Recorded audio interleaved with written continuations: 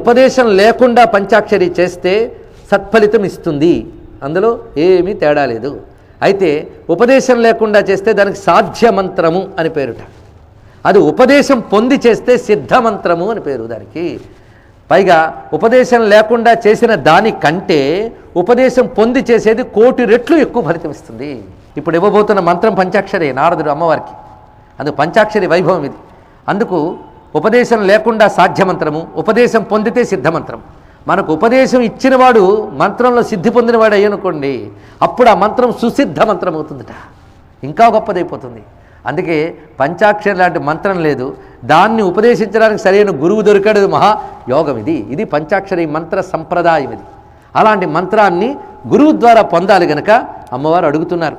గురువు లేనిది ఏ విద్య కూడా భాషించదు, ఇది స్పష్టంగా ఉన్నటువంటి వాక్యం. అందుకే నసిద్ధ్యతి క్రియాకాపి సర్వేషాం సద్గురుం వినా, అమ్మవారు చెప్తున్నారు. ఏ పనైనప్పటికీ కూడా సద్గురువు లేకపోతే ఫలించదు. మయా శృతా పురా సత్యం శృతిరేషా సనాతని. ఎంత అద్భుతంగా మాట్లాడుతుందండి అమ్మవారు. గురువు లేనిది ఏ సాధన ఫలించదన్న విషయం సనాతనమైన వేదవాక్యము నేను పెద్దల ద్వారా విన్నాను అన్నదటి. ఎంత వినయంగా చెప్పినదో. అందుకే మయా శృతా పురా సత్యం శృతిరేషా సనాతని అని చెప్పగానే ఒక్కసారి మంత్రం ఇస్తున్నాను తీసుకున్నాడు. సంప్రదాయం తెలుసుకోవడం కోసం ఈ ఘట్టం మరింతగా మనం చెప్పుకుంటున్నాం. ఈ మంత్రం పుచ్చుకునేటప్పుడు మంత్రము యొక్క స్వరూపము, స్వభావము, ప్రభావము 3 తెలుసుకోవాలి. ఏ మంత్రమైనా మంత్రం పుచ్చుకున్నంత మాత్రం లాభం లేదుట. స్వరూపము, స్వభావము, ప్రభావము చెప్పాలి గురువు.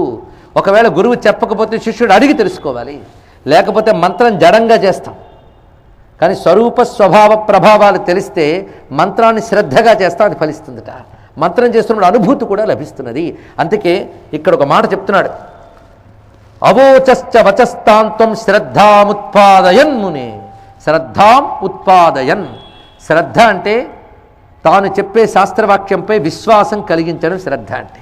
ఆ శ్రద్ధని కలిగిస్తూ ప్రభావం మంత్రరాజస్య తస్య సర్వాధికం, దాని యొక్క ప్రభావాన్ని చెప్తూ ఉన్నాడు నారదుడు. చెప్పేటప్పుడు అంటున్నట్టు అమ్మవారితో, శృణుదేవి మనోరస్య ప్రభావం పరమాద్భుతం. నువ్వు జాగ్రత్తగా ఈ పంచాక్షరి యొక్క ప్రభావాన్ని చెప్తున్నాను విను. నువ్వు వినడమే కాదు, పంచాక్షరి మంత్రం గొప్పతనం చెప్పుకుంటే శివుడు సంతోషిస్తాడట. అది ఇక్కడ గొప్ప మాట చెప్తున్నాడు. యస్య శ్రవణ మాత్రేణ శంకర సుప్రసీదతి. పంచాక్షరి మంత్రం గొప్పతనం గురించి మాట్లాడుకుంటే శివుడు ప్రసన్నుడవుతాడు.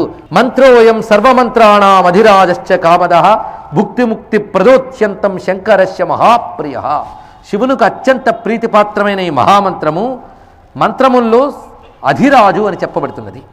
సుభగే ఏన జప్తేన విధినాశోచిరాధృతం ఆరాధితస్తే ప్రత్యక్షో భవిష్యతి శివో ధ్రువం. ఈ మంత్ర సహాయంతో శివుని ఆరాధన చేసేవా శీఘ్రముగా ఆయన అనుగ్రహిస్తాడు. ఒక్క మాట చెప్పనా పార్వతి, మన్మథుడు 5 బాణాలు వేసిన శివుడు లొంగలేదు, కానీ ఈ 5 అక్షరాలు బాణాలు వేస్తే శివుడు లొంగిపోతాడు సుమా అన్నట్టు. ఎంత అద్భుతంగా చెప్పాడో చూడండి. నమ శివాయ అని 5 అక్షరాలు సంధిస్తే పరమేశ్వరుడు లొంగిపోతాడు. అందుకే దీన్ని శరాక్షర మంత్రము అంటారు. శరములు 5 కదా, అందుకే శరాక్షరము అంటే 5 అక్షరాల మంత్రము. ఈ పంచాక్షరి మంత్రము ఎవరి వల్ల వచ్చింది, ఎవరు దీన్ని ఇచ్చారు అంటే పరమేశ్వరుడే పంచాక్షర మంత్రాన్ని ఇచ్చట. ఎందుకంటే పరమేశ్వరుడు శబ్ద రూపంలో ఓంకారంగా ఉంటాడు, ఇక రూపాల్లో జ్యోతిర్లింగంగా ఉంటాడు. కనుక రూపాలలో లింగం ఎలాంటిదో శబ్దాలలో ఓంకారం అలాంటిది తెలుసుకోవాలి. ఎందుకంటే లింగానికి స్పష్టమైన ఆకారం కనిపించదు మనకి, కళ్ళు ముక్కు చెవులు ఏ ఉండవు లింగంలో. అదేవిధంగా ఓంకారంలో కూడా మనం అనుకునే మామూలు పదాలు ఏవి కావది, అలాగనమాట ఆ రెండు కూడా. అందుకు రూపాలన్నిటికీ మూలమైంది లింగము, శబ్దాలన్నిటికీ మూలమైంది ఓంకారము, అది చూపిస్తున్నాడు. అందుకు ఓంకారం శివుని శబ్దలింగము. ఆ ఓంకారం 5 భాగములతో ఉంటుంది. అకార, ఉకార, మకార, బిందు, నాద అని 5 చెప్పబడుతుంటుంది. తర్వాత ఈ ప్రపంచమంతా కూడా 5తోనే కూడుకున్నది, పంచతత్వములతో కూడుకున్నది ప్రపంచము. అందుకే ప్రపంచము అని కూడా మాటలోనే ఉన్నది. ఈ ప్రపంచమంతా పరమేశ్వరుడి శక్తే వ్యాపించి ఉన్నది, ఆయనే ఈ ప్రపంచమంతా వ్యాపించిపోయాడు. కానీ ప్రపంచం 5 విధములతో ఉన్నది. ఈ 5 విధములు ఏమిటి అంటే పంచభూతములు, తెలిసినవే కదా, నేను పేర్లు చెప్పక్కర్లే. పంచతన్మాత్రలు, ఇందాకే చెప్పుకున్న శబ్ద స్పర్శ రూప రస గంధ, పంచభూతములు, పంచతన్మాత్రలు, పంచ జ్ఞానేంద్రియాలు, పంచ కర్మేంద్రియాలు, పంచప్రాణాలు. ఇప్పుడు ఈ 5, ఈ 5 ప్రపంచమంతా ఉందిట. ఏ ప్రపంచం? మన ప్రపంచం, మన చుట్టూ ఉన్న ప్రపంచం కూడా 5 ఉన్నది. అయితే ఈ 5 ఎవరి వల్ల పనిచేస్తున్నాయి? ఇక్కడ మీరు లైట్ పెట్టారు, ఫ్యాన్ పెట్టారు, మైక్ పెట్టారు. మీరు ఎన్ని మైకులు పెట్టినా, ఎన్ని లైట్లు పెట్టినా కరెంట్ అనేది లేకపోతే ఇవన్నీ ఎంత వ్యర్థమో. మనం చెప్పుకున్న పంచలు పనిచేయాలి అంటే వాటి నిండా పరమేశ్వర చైతన్యం వ్యాపించిపోవాలి. అప్పుడు మీరు ఆలోచించండి, పరమేశ్వరుడు 5 ద్వారా ప్రపంచాన్ని శాసిస్తూ ఉన్నాడు కనుక 5 పరమేశ్వరునికి అధీనంలో ఉన్నాయి. ఆయనే 5 నుంచి తన శక్తిని ప్రసరింపజేస్తున్నాడు. ఇప్పుడు 5 ఆయనకు ముఖాల్లో ఉన్నాయి. నా ముఖంలోంచి నేను ప్రపంచాన్ని ఎలా చూస్తున్నానో పరమేశ్వరుడు 5 ప్రపంచాన్ని చూస్తున్నాడు. అందుకే పంచముఖుడు పరమేశ్వరుడు. ఎవరైతే 5 అక్షరాలని జపం చేస్తారో వాళ్ళకి పంచతత్వములో ఉన్న పరమేశ్వరుడు ప్రసన్నుడవుతాడు. ఈ పంచతత్వములు అనుగ్రహిస్తాయి. అది ఇందులో ప్రత్యేకత.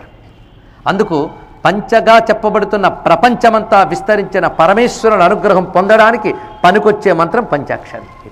అలాగే పరమేశ్వరుడు కృత్యములు 5: సృష్టి, స్థితి, సంహార, తిరోధాన, అనుగ్రహములనే పంచకృత్యాలు చేస్తుంటాడు. అందుకే పంచవదనములతో స్వామి భాషిస్తాడు. సృష్టి ఆది యందు బ్రహ్మదేవుడికి 5 ముఖాలతో కనబడ్డాట పరమాత్మ. 5 ముఖాలు కూడా 4 వైపులా 4 ముఖములు, పైన 1 ముఖము. ఇదే సజ్జోజాత, వామదేవ, అఘోర, తత్పురుష, ఈశాన అని చెప్పబడుతూ 5 ముఖములు. సజ్జోజాత, వామదేవ, అఘోర, తత్పురుష, ఈశాన. 5ంటికి 5 మంత్రములు ఉన్నాయండి. సజ్జోజాతం ప్రపజ్జామి సజ్జోజాతాయ వై నమో నమః. దీన్ని పంచబ్రహ్మ మంత్రములు అని అంటారు. ఆ పంచబ్రహ్మ మంత్రముల్లో విశ్వశక్తి అంతా దాగున్నది. అంత గొప్ప శక్తివంతమైన మంత్రం రాసి 5. అందులో ఒక్కొక్క మంత్రంలోంచి ఒక్కొక్క అక్షరం వెలుకొచ్చింది. అది కనుక సజ్జోజాత నుంచి ఈశాన వరకు ఉన్న 5 ముఖముల నుంచి 5 అక్షరాలు వెలుకొచ్చేట. అంటే 5 మంత్రములు మహామహిమాన్వితం చెప్పుకున్నాం కదా, వాటి సారముగా దిగివచ్చిన అక్షరాలే నమ శివాయ.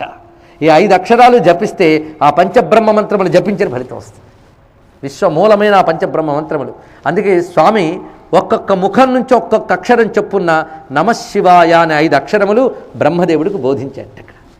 కనుకనే ఓంకార స్వరూపుడైన పరమేశ్వరుడు అకార, ఉకార, మకార, బిందు నాదముల నుంచి నమ శివాయ అనే 5 అక్షరములు సృజించి దాని నుంచి ప్రపంచాన్నంతటి సృష్టించాడు.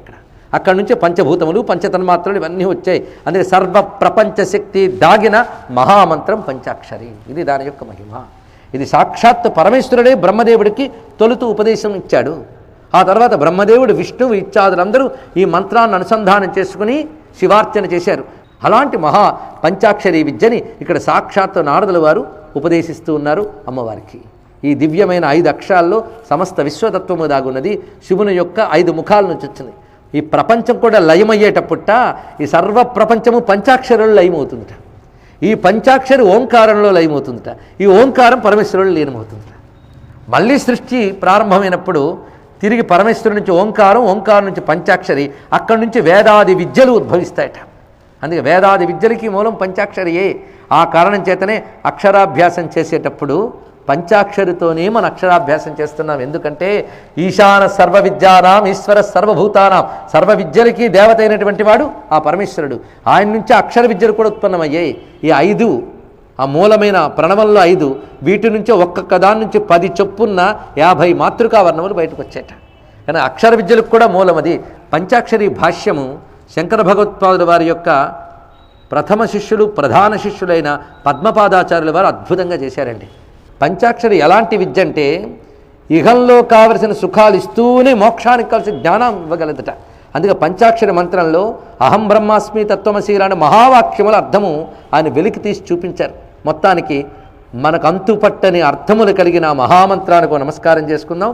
ఆ పంచాక్షరి మహామంత్రాన్ని ఇక్కడ నారదుల వారి అమ్మవారికి ఉపదేశిస్తూ దీనితో ఆ పరమేశ్వరుడు నీకు వశ్యుడవుతాడు సుమా అని చెప్పగానే తల్లి ఆ మంత్రాన్ని యథాప్రకారంగా గురువు దగ్గర స్వీకరించి వినయంతో ఆవిడ దీక్షావస్త్రములు ధారణ చేసి తన చెలికత్తెలతో సహా తాను సాధన చేయడానికై తపస్సుకు బయలుదేరుతున్నది. తండ్రి వద్దకు వచ్చి అనుమతి తీసుకుంటోందిట. నేను తపస్సు చేసుకోవడానికి వెళుతున్నాం. పరమేశ్వరుడు తపస్సుకు మాత్రమే వశ్యుడవుతాడని గురూపదేశము. అందువల్ల తపస్సుతో స్వామిని ప్రసన్నుణ్ణి చేసుకోవడానికై నేను బయలుదేరుతున్నాను అంటే కొంతసేపు ఆలోచన చేసి, అమ్మా నువ్వు సుకుమారివి, నువ్వు తపస్సుకు వెళితే కందిపోతావు తల్లి అంటే అంటున్న తల్లి, కడలేని విరహవేదన ఇడుగడవడుచుండు కంటే ఈ భరమెల్లన్ మృడున ఇది తపోవర్తన నొడలోర్చెత నరిగి దారుణోగ్రాటవులన్. దీని అర్థం ఏంటంటే, ఒకవేళ నేను ఇంట్లోనే ఉంటే భగవద్విరహంలో కృషించిపోతాను. నేను ఈ కృషించేదేదో తపస్సుతో కృషించేననుకో, అది సత్ఫలాన్ని ఇస్తుంది. అందుకే విరహ వేదన కంటే తపస్సు మేలు కదా, ఈ విరహాన్ని తపస్సుగా మార్చుకుంటాను. ఎంత బాగా ఉన్నదండి. అంటే అప్పుడు వలవదు తల్లి నీకు దగువాని వయోగుణ రూపవంతుని వలచిని వాని చేసేదను అవశ్యం. వద్దమ్మా, మనకు తగిన వాళ్ళు ఎంతమందో మహాత్ములు ఉంటారు, వాళ్ళల్లో ఒకరిని తీసుకొచ్చి నీకు వివాహం చేస్తాను. ఎందుకంటే పరమేశ్వరుడు మనకు ప్రసన్నుడవుతాడన్న నమ్మకం నాకు లేదు. మన్మధునే దహనం చేసినవాడు, కామాన్నే కాల్చేసినవాడు ఏ కోరికతో గృహస్థాశ్రమాన్ని స్వీకరిస్తాడు చెప్పు? అందుకు నాకు మాత్రం నమ్మకం లేదు. అంతేకాదు, నేను నారదుడు చెప్పాడని తగుదనమ్మా అని ఆయన వద్దకు వెళ్ళి అల్లుణ్ణి చేసుకుందాం అనుకున్నానే, ఎంత తప్పు చేశాను అంటున్నాడు హిమవంతుడు. మీ అభిప్రాయాలను సూచనలను మాకు తెలియజేయాల్సిన చిరునామా భక్తి TV, care of Rachana television private limited, road number 92, Jubilee hills, Hyderabad 5,96,000. మా ఇమెయిల్ ఐడి bhaktihyd@gmail.com. మా వెబ్సైట్ www.bhaktitv.org. Phone number 9010222333.